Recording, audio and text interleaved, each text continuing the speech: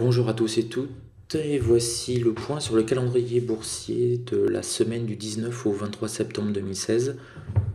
C'est la grosse semaine énorme, on a l'événement fondamental de mercredi. On va enfin avoir la décision de la politique monétaire de la Fed. Vont-ils augmenter les taux? Vont-ils les baisser? Vont-ils ne rien faire?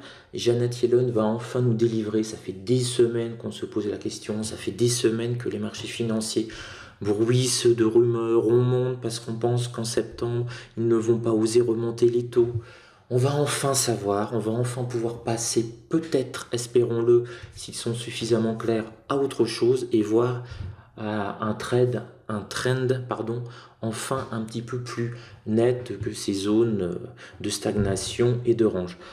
Allez, on fait le défilé de la semaine. Lundi 19 septembre 2016, il ne se passe strictement rien en bourse au niveau des statistiques.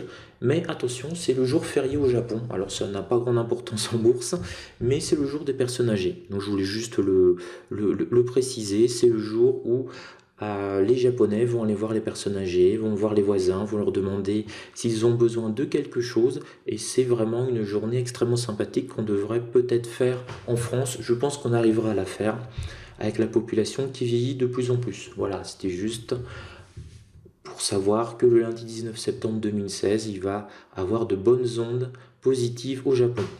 Mardi, États-Unis, permis de construire du mois d'août, 14h30. C'est vraiment la seule news qu'on peut avoir. Ça peut bouger un petit peu, bon, pas énorme, hein, mais un petit peu quand même. Le 21 septembre 2016, alors là, important, minuit, décision de la politique monétaire de la Banque du Japon. Ça peut avoir une incidence parce que ils peuvent surprendre, hein. C'est déjà arrivé il y a 2 ans, ils ont surpris, ça a complètement fait basculer les marchés européens à l'ouverture et américains dans le rouge assez violent. Donc il faut se méfier peut-être à minuit de la décision de la politique monétaire japonaise. Et idéalement, hein, si vous faites du swing, c'est ne pas être positionné, bien entendu, pour la journée de mercredi.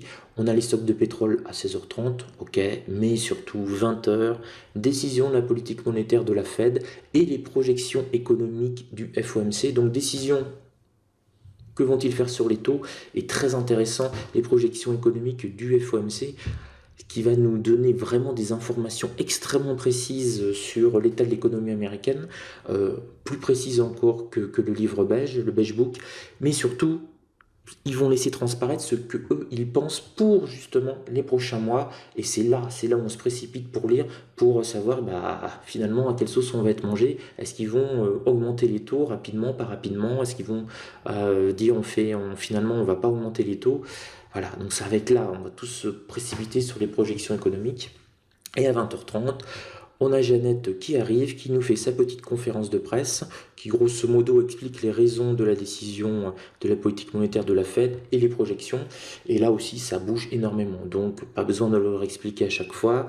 Vous avez de quoi faire exploser votre compte si vous tradez en levier. Donc, comme d'habitude, le trading le plus raisonnable, c'est avec un levier minimum, minimum, minimum, minimum.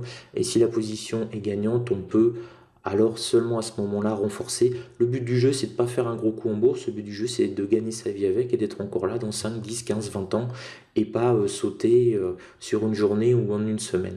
Donc prudence, prudence, prudence, prudence extrême, en sachant que lundi, mardi, comme en plus on n'a pas beaucoup de nouvelles, de statistiques, on risque d'avoir un peu de nervosité sur les marchés, des placements de hedge funds.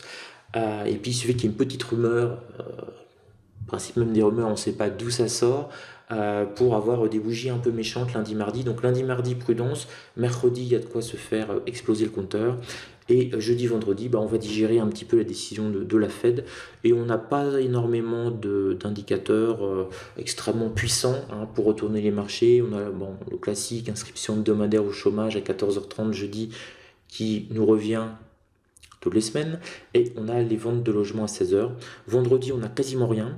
Je vous ai mis quand même à 9h30 l'Allemagne, le PMI manufacturier allemand, donc qui peut faire bouger un petit peu, puis après on va être en roue libre tout le reste de la semaine.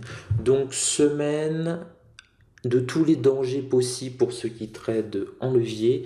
Donc c'est le moment de passer des gros lots au mini-lot, c'est le moment de réduire la voilure, c'est le moment d'être prudent et de revenir la semaine prochaine avec un compte qui n'a pas été amoché et qui n'a pas non plus explosé dans le résultat, parce que s'il a explosé dans le résultat, c'est que vous avez pris des risques.